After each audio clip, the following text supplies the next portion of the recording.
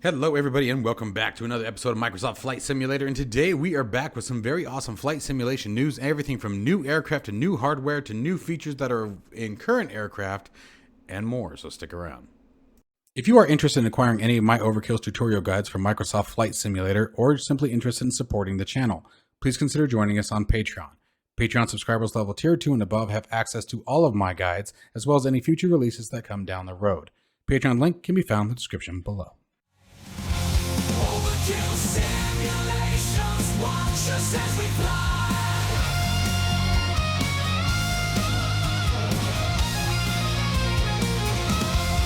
Overkill simulations, the thrill will never die in the wild.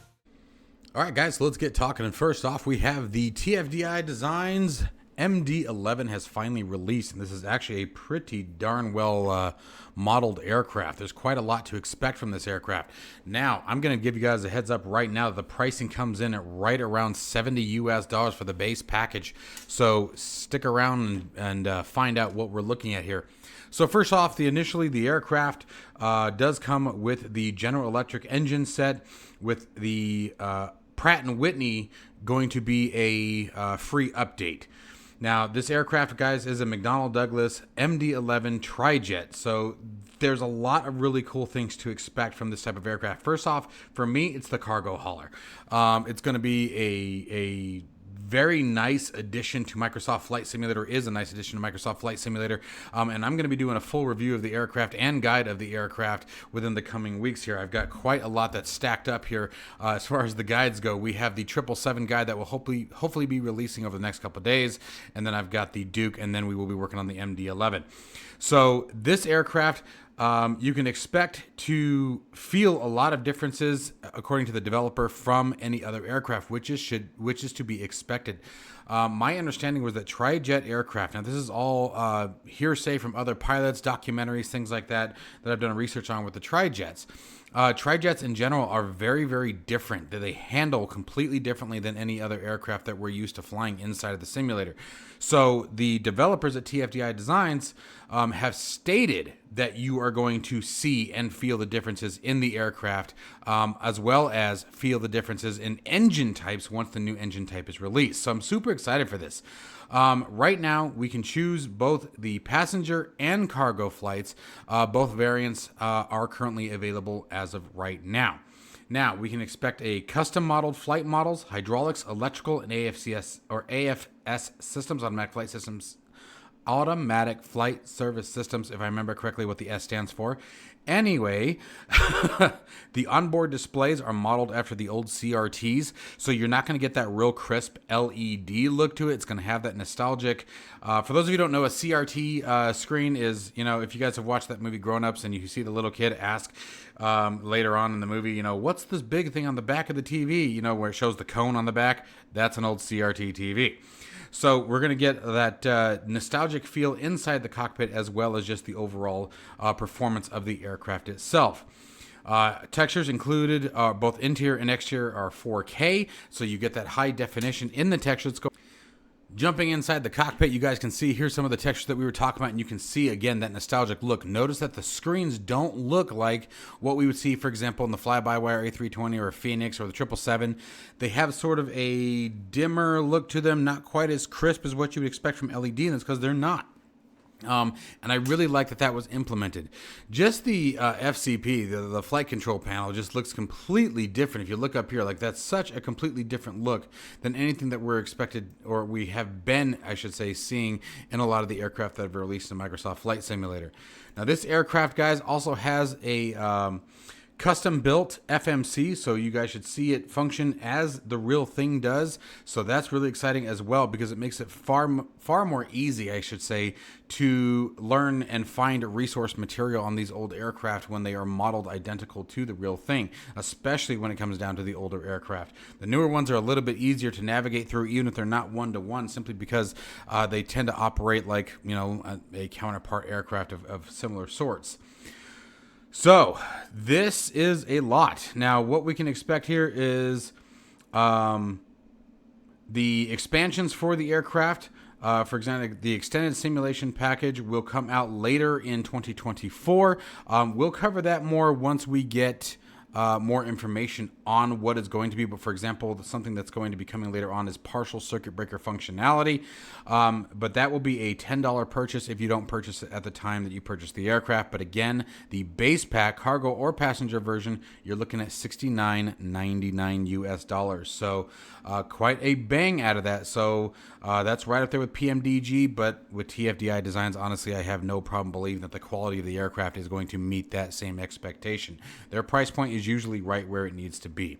So super excited for this aircraft, guys. Stay tuned to the channel. We will absolutely be flying this as soon as I get the 777 tutorial videos out, which will be coming later this week, as well as the guide. If you guys are interested in supporting me, consider joining me on Patreon, and that's where you will find that stuff.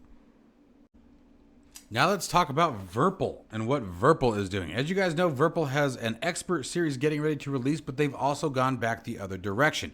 I would say Virpil thus far has been a mid-market, mid to high tier end market control developer. Okay, their stuff is definitely very, very high precision, very, very well made, and also has a price point to cover along with it. So now they're actually branching out in both directions. We are now going to be seeing a Cadet series, which we'll be talking about in just a minute. Also, I have some further news on that I want to be able to share with you guys. And then they're also going above where they currently are into even more advanced and higher tier level of production. So first off, the Cadet series, they are doing everything from rudder pedals, flight sticks, bases, you name it, you guys. That is the goal for the Cadet series, which is to bring the pricing down and while still providing a high quality product to your general aviation, or not, excuse me, your general simmer. Do not general aviation, general simmer. Okay, so someone who's looking for a nice quality product, certainly something that you are going to be happy with and can use for a very long time, but doesn't necessarily have the same build quality or feature set that, for example, their current mid-market does. Now, that is not to say that anything is less than up to par, and let's take a look at what some of those look like. So for example, here is what the Cadet series is going to look like here for a flight stick. You're still going to get a very nice base. It's still all metal construction on the base. You're still going to get that fine resolution and sensoring when moving the stick, grip, throttle, etc. So things like, you know, your minor movements with inside of a simulator, you know, those fine control movements are still going to be very, very easy to achieve. You still get all the buttons and features of the grip and the overall thought and design that goes into the Virpil production line, while getting things at a lesser price. So the idea behind this is someone who isn't looking for all of the bells and whistles, every single button switch customization option that you necessarily get with things like, again, their current mid-market or soon to be high tier end market. But you still want something that you know is going to last you a long time, that's going to be comfortable, it's going to be reliable, that's going to be smooth, that's going to be easy to, you know, maintain, while not breaking the bank to get it. And that's what I feel that they have done. Now, let's talk about further information that I wanted to share with you guys. Their entire Cadet line is going to be sent to me.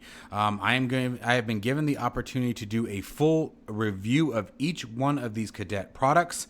I will be doing just as I have done before. I will be breaking them down. I will be showcasing their assembly. I will be showcasing all of their features and customization options. I will make sure that you guys see how I customize and change things on the fly, if, you know, whether it be tension, springs, cams, etc. I will be talking about the pros and cons as I always have. So stay tuned for that, you guys. That will be coming in the coming weeks. I know that a shipment is already in preparation and getting ready to be delivered, so I will have more information on that for you guys soon. That will be their throttles, the grips, the bases, the rudders, you name it. Everything will be available for me to showcase to you and give you guys my raw impressions. I also want to give a big shout out to you guys as my community, because at Flight Sim Expo 2024, it sounds like my name came up a lot, and that meant a lot to hear. I really, really appreciate that. It was very heartwarming to hear that Overkill Simulations came up so many times and actually at multiple booths. So that was very, very heartwarming. Thank you all for the continued support. I want to take that opportunity to shout that out. Next up in the hardware section, Moza Racing has stepped into flight simulation. We have quite a few different pieces that we're going to be discussing here that I'm really excited to to announce. Like, this is pretty impressive stuff. So first off, Moza Racing is very, very popular in the racing arena. And so to see them stepping into flight simulation was sort of a shock to me. It was one of those times where you hear a developer's name and go, wait a minute, what? Who? You know, it sort of be like if Fanatec jumped into it, right? Which makes me wonder if they're next. But, and that's just forethought. I have no information on that, by the way, guys. Just make that clear. Anyways, so first off, we have their force feedback base, so we have more force feedback options that are starting to come into flight simulation. As you guys know, force feedback is a really big deal with flight simulation if done well and done correctly. I think force feedback for flight simulation is probably a bit trickier than it is for racing simulation, just because you have so many other variables that have to be considered when you think about the aerial environment. It's not just a matter of bumps and things like that. You have turbulence, wind force, everything from microbursts to ground roll to touchdowns. I mean, it just goes on and on and on. And all those things are going to have a physical impact on the flight controls. So first we have their AB9 base. Okay, now all of this stuff, you guys, I believe has not quite released yet, but is available for pre-order. So keep that in mind. If you guys want to pre-order now, they are coming in at a discount. I believe that the AB9 base is coming in right now at $79.99 for a pre-order cost. So first you have the base, which you guys can see all of the different features and things that are becoming with it.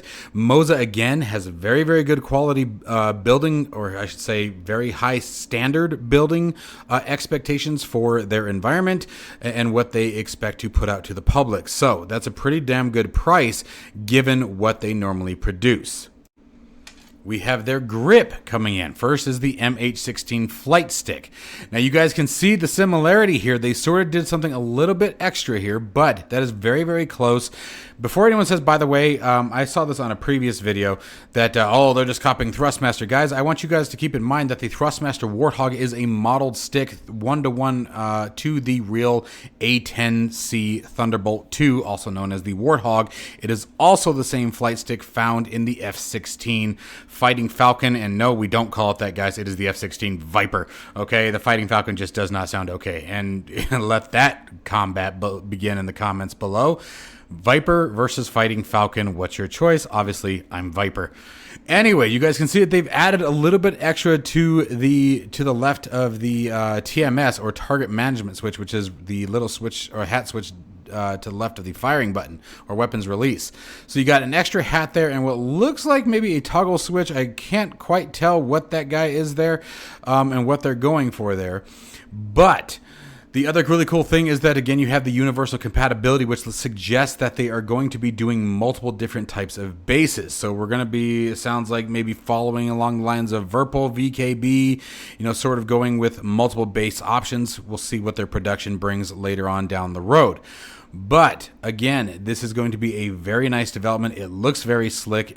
I like the aluminum alloy construction. There is definitely something to be said when you have that full metal construction, whether it be metal or aluminum, however, you know, it may be. There's a big difference when you are holding that versus holding a plastic grip. The only thing that's a little concerning, and I can't really tell from this image, is if you look at the thumb hat down where your thumb would rest.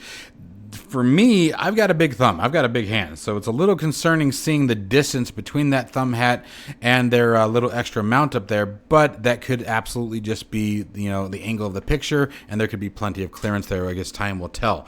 But again, super excited for this as well. This one I found to be a little interesting. So at first I thought this was simply an extension. But it's not. It's a Z-axis, so a twist grip module is what they are essentially creating here, and I'm not 100% sure how this is going to function, and that's, you know, obviously we'll know when it's released, but it's really interesting that they went this route. So the way that I'm sort of interpreting this is you're going to have the option of whether or not you have that Z-axis available to you or not, and so obviously that's going to be a price either reduction or extension depending on which way you want to go, and obviously that would be in the place of, say, rudder pedals in our world of flight simulation. So another interesting take on developing customization or customizable options in your flight controls. Here's another cool thing. So I have been in touch with Moza ever since the Flight Sim Expo, actually a little bit before the Expo. I have been aware of these products, and as soon as the production increase, I have been assured that I will also be receiving some of these to review as well. So if you guys are on the fence, if you're not sure, if you don't necessarily want to jump into the pre-order, you guys can hang tight, and as soon as they come in, I will be doing a review on them and comparing them to their competitors. It is really nice to actually see the competition in high quality, or even moderate, if you will, moderate level flight controls starting to increase. The more competition we get, the more diversity, the more, what's the word I'm looking for? Not diversity, but the more... I cannot think of it. I cannot, where you get your creative mind going, right? The more competition is, the more creativity is going on. I can't think of the words right on the tip of my tongue. You guys throw it in the comments below so I don't feel like a complete idiot right now. But you guys know what I'm getting at, right? So the more competition we have, the more creativity is going to go into that competition, and also the more competitive pricing we're going to start to see. Higher end priced products are going to start to come down a bit.